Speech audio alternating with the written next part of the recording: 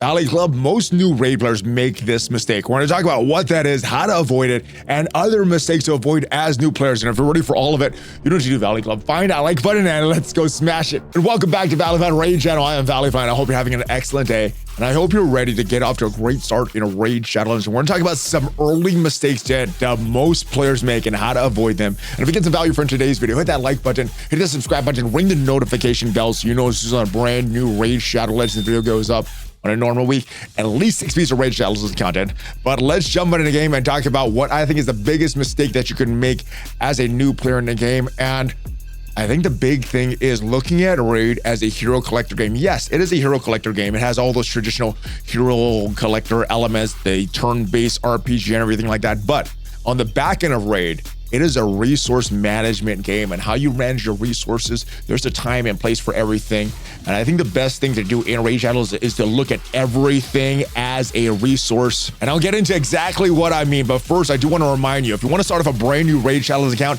it is an excellent time to start right now, because this collaboration with Assassin's Creed, you could get this guy Ezio Auditore for free. Not a lot of time left. I think you have till March, and then that's it. You're going to get all the bonuses that you see on the screen if you use that QR code up there or the link in the description to start off that account. And then make sure within your first 24 hours, you enter one of these codes to get another great legendary champ.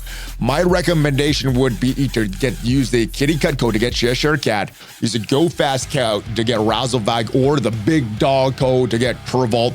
All of them are great, and all of them will help you lead to that clan boss progression and synergize great with some of the champs that you see here on the screen that you will get for free. So make sure you use that QR code and start off your account right. But let's jump back to the main screen, because like I said, everything in Raid is a resource, and it's very easy to get caught up, especially with things like shards here, which have this big min-max variance, these sacred shards. You get a great legendary, you can get some nothing characters. With these ancient shards, you can get some rare characters that have very little value, or you could get some great legendary characters. It's very easy to look at these as a big progression chance, especially during these progressive chance events. But I would say that these are resources, and there is a good time and a bad time to use these shards and the rest of your resources, energy, these silver, your gems.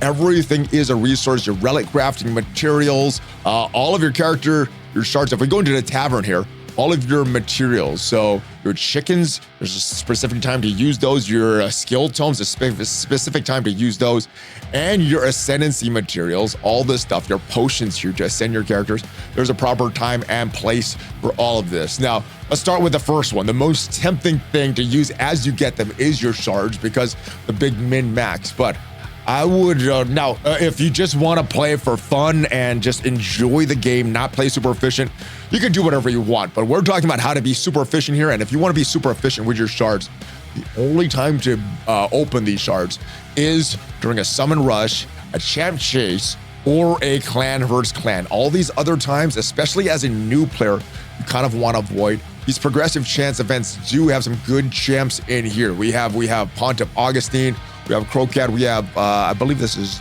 not Turvold, it's Freeze guy. Anyway, Gorgo. Anyway, it's very tempting. There's progressive drops to open these champs, try to get some of these good champs that are offered in these progressive champs, but I would hold off against it. Now, every 2 weeks, we have a boosted summons, whether it be for ancient shards, void shards, sacred shards. Once in a rare while, we get a boost on primal shards, but beware of our primal boost. A lot of times it will boost these legendaries and epics, but the time that you want to open your primal shards is when mythicals are up to that 1% chance there. But like I said, the best time to open these is not during these 2x drop events. Yes, you can use these shards to get characters, but I would think of these as points for events. So if we look at events going on right now, tournaments, when you want to do this, there's no champ chase tournament going on right now, or summon rush or anything like that. But for example, if let's say you're going for this champ training event, you look at the side here. If you're looking for some of these resources, it is worth it to pull your shards during these events, because not only do you have the potential to get a great game-changing champ, you also, by pulling your shards at the right time, you could get some of these milestone rewards as well. And if you're really hardcore, you might go for these leaderboard rewards also. But yeah, shards, think of them as resources for your account. Other thing to think of resources is obviously in silver and gems. Now, what should you do with gems? first gems that you should use, and I've changed my opinion on this recently, but your first 800 gems is upping your masteries for your first starter champ, whether that be your first rare champ or one of the champs that you saw that you could get for free by using the QR code that you saw or the link that you still see in the description. But these masteries, getting these masteries for one champ. Now, it does cost 800 gems for one champ to fully upgrade their masteries. And for your first champ, I think that is fine. After that, I think you use your gems to buy more energy and then just farm this in the Minotaurs, because during the Minotaur, you not only can get these what are these materials here for your masteries, these mastery materials, whatever they're called, these scrolls, but you're also going to be able to level up your character. So normally what I do when I get a new champ, either a legendary or a epic. Now epics, I do need to build them up from 4-star to 5 stars, but as soon as a champ gets to 5 stars, I am throwing them into Minotaur and using my gems for energy for that, and that will get them their masteries and that will get them some levels. As soon as they reach level 50, that is when I'm going to build them up. So we have a lot of champs that we are throwing in the Minotaur here. A lot of these level 50 champs do have a lot of masteries that are built up. A lot of them don't have it equipped, but a lot of them have their masteries kind of farmed up. Not all of them, but the ones that I'm working on, these are the ones that I'm working on here, but I guess they're level 60 right now. Nethril's the character that I was working on at one time. Aox is the character that I was working on as well. But normally level 50, throw these guys into the Minotaur, farm them up, get as many levels or as many of these scrolls as possible. Then we get to level 50, same thing, build them up to 6 stars, throw them back into the Minotaur.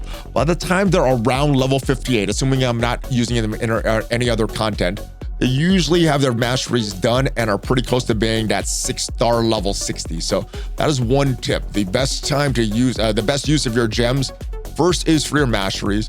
After that though, is for your mine.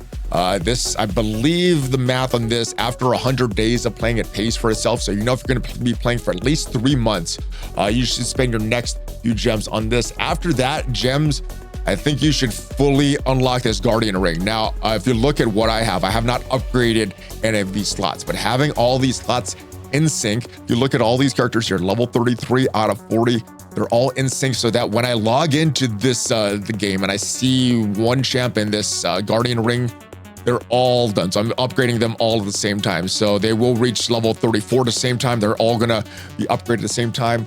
Make use of your gems here, and then make use of your Guardian Ring appropriately to make sure that you are using this efficiently. It is very inefficient to have maybe one champ at level 35, another champ at level 16, and then just various levels. That way you have to be doing a lot of clicking. If you synchronize your whole Guardian Ring, well, they are going to be upgraded at the same time. So that is another very important resource, your gems. Now, after that, your gems should be spent on energy for different events, spider tournaments.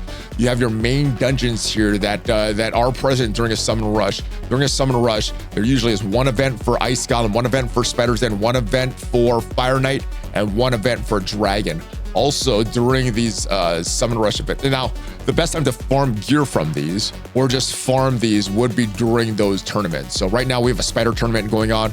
This is where I'm going to look to get some accessories. Now, these accessories probably more valuable to newer players. As you progress in the game, you'll get access to some higher level pieces, some better pieces, and you probably won't be using these just normal standard accessories, especially if there's a event dungeon going on where you could get some special gear, some special 9-piece gear that will give you bonuses just by equipping one piece there. Whereas a lot of these other pieces, you would not the spiders, anything but spiders. So some of these, so like offense, you need it's a 2-piece set. A lot of these are 4-piece sets. I guess not. I guess when they're wrong. Yeah. So curse is a 4-piece set. Provoke is a 4-piece set. Reflex is a 4-piece set. Some of the 9-piece sets give you bonuses right away and not have to have all 4 pieces or both 2 pieces to get that. You'll get that right in your first one. So that is where you should save and spend your energy during these dungeons. And if you can double dip while there's a dungeon divers going on, you get points for the quality of the gear that you get. That is another important resource. Silver is another resource that we talked about. And once in a while, there are these events the gear enhancement events, and you get points for upgrading gear. There's a little bit of RNG involved because it's not directly tied to the amount of silver you spend. It's tied to the amount of gear that you rank up. So sometimes it takes a lot of rolls to get this gear up. Sometimes it's one roll. You get it all the way to level 16. Very, very simple.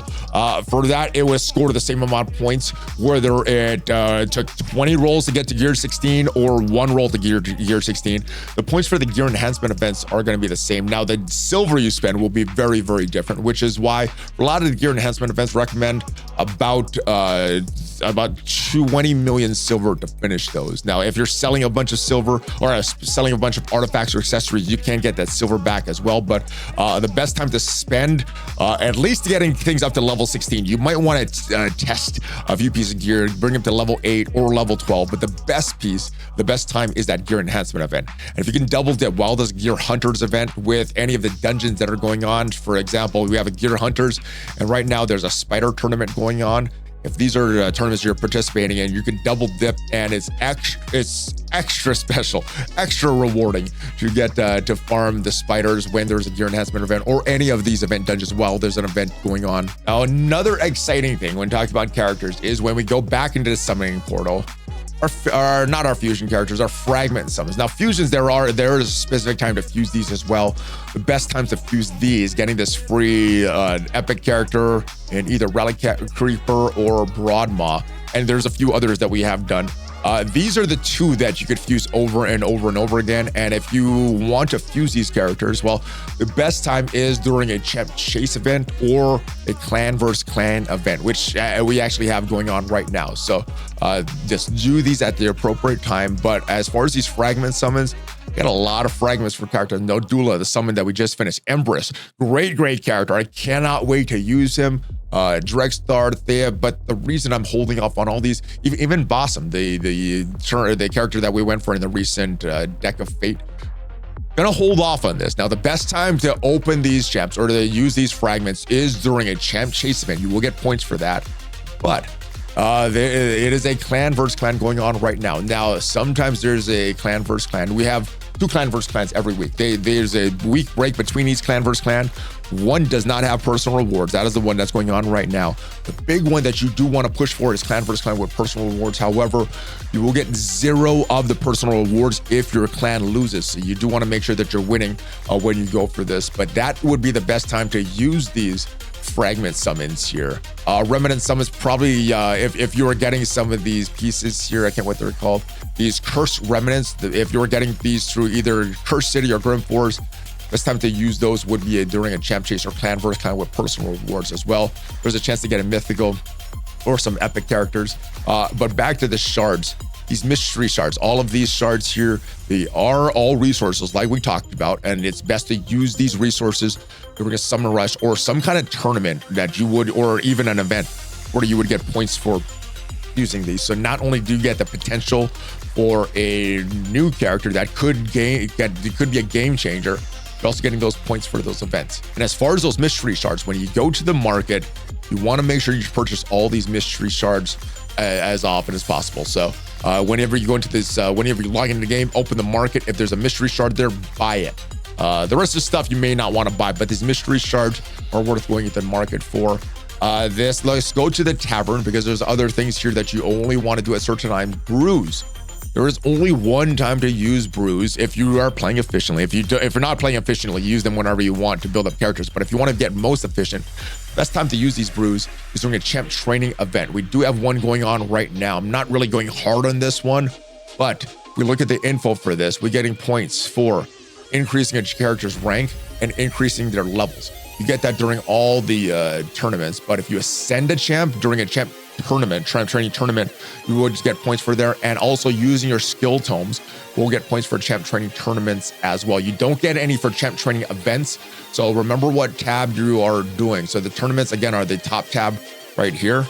And there's tournaments, events in this tab right here. Now, the other time that you can do is clan versus clan with personal rewards. That's when you could use a lot of these resources. That way you could summon, because during clan versus clan with personal rewards, if we look at the objectives, pretty much everything you're doing in the game, with a few exceptions that we're going to talk about, you can get points for. So whether it's getting champions for the first time, which is why I am holding my Empress Mythical, holding it for another 2 weeks. We unlocked them right after the last clan versus clan with personal rewards. So holding this character for almost 4 weeks. And it's going to be worth it though, because those personal rewards you can score a lot of points just by that mythical for the first time. That is 20,000 from getting him, and then getting him for first time, there's another 40,000. So that's 60,000 just for the Empress. And then we have a few other legendaries as well. But upgrading champs, upgrading their rank, very important as well. But they're ascending them now. To ascend them, if you want to be able to put some gear on them, you know, their ring, I can't remember if it's the banner or the other thing.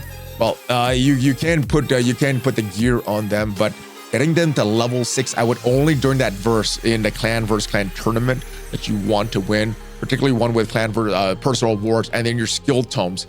You can, like I said, you can use them in a champ training tournament. It's probably best to use them in clan versus clan, the one with personal rewards. And let's talk about the Great Hall. There's a couple things that you want to do only when there's a clan versus clan with personal rewards, or just a clan versus clan going on. The first is your Great Hall. These affinity bonuses here that you get from doing normal classic arena. This is the best time to use this. Now, what you should do is start from right and move to the left. So accuracy is probably the most important, and I would focus on one trait, whether it be for your, or one, whether it be magic or spirit or force or void. Focus on one trait and level that up. Once you have that, then you move on to the next one and just go one at a time for accuracy. Once you have this done, there's a lot of different ways you could do this. Some people move from right to left, going accuracy, then resistance, then crit damage, and then the rest of them. After you're done with accuracy, I think you could do it whatever order, but I would go attack last, because if you have, we have certain type of where there's certain champs that their damage is based on different things. We have champs that their damage is based on HP, attack, defense, and so if a champ has their damage that's based on defense or HP, upping this attack would up nothing for them. Whereas if a champion had their damage based on attack, you up that champion's defense, well, that still helps their survivability. You up their HP, that still helps their survivability. So the last one should be in this attack section. I think I upgraded some of these during Arbiter missions or something like that. But yeah, accuracy first, then you could choose based on what you need for your account. But again, in these affinity bonuses only during clan versus clan. These area bonuses though, you get 0 points for this. So as soon as you get these, what is these called? These medals from Tag Arena, well, you could upgrade whatever affinity or whatever bonus that you need. I would recommend Curse City because it does get kind of hard. You do need to have some, you need to build up some pretty bad champs to beat all the clan versus clan hard. So the more this is upgraded, I guess the less bad champs you have to build up. Sand Devil and Shogun, hopefully you can just beat those without any bonuses. Hydra, more bonuses. The more bonuses you get for that, the better. Demon Lord, hopefully you could beat the Demon Lord and get to that next chest without any of these. Same thing with Iron Twins and Doom Tower. The rest of these dungeons. Faction Wars was pretty easy for normal. Now that this Faction War is hard, I'm upgrading this as well. Potion Keeps, hopefully you don't need to ever upgrade that. But the other thing that there's no time to upgrade, like you can do this whenever you want, is with your relics. So you have your artifact crafting here. Now the only time you're going to get points for crafting artifacts in this is during clan versus clan. So whether it be the normal one or the personal rewards, the only time to use your forge for artifact crafting is during clan versus clan. For relic crafting, there is no time that you get points for crafting relics. So you could use this whenever you want. So again, your area bonuses from in your Great Hall and your relic crafting from your forge. That is the time you can do those anytime. But relics, you're upgrading your Great Hall, you probably only want to wait for a clan versus clan. The other thing, the Minotaurs, I am farming that whenever I need to build up a champ and level them up, but the only time that you're going to get points for farming that Minotaur's dungeon is during clan versus clan as well. So keep that in mind. You might want to be super efficient and do all your Minotaur farming during the time if you plan it out. But pretty much everything that you do, you will get points in clan versus clan. So look for the time that you could use your resources. Everything has the timing from its shards, upgrading your characters, everything that we talked about here. These chickens, these skill tomes, these ascendancy, these potions to ascend your champs, all of them have a certain time to do this and a certain place to do this as well. Hopefully this video helps you so you don't make some of the mistakes that I did as a newer player. Of course, if you do want to start that brand new Raid Shadows account and get up to the best start, now that you know these tips, use that QR code up there and you'll get all the bonuses that you see below on screen. Hopefully you enjoyed this video. Hopefully it helps you to avoid some of the mistakes that I did early on. And I will see you guys next time. Check out some of the other videos on the channel. Hulk fist bump, ValleyFlyin out. Take care, guys.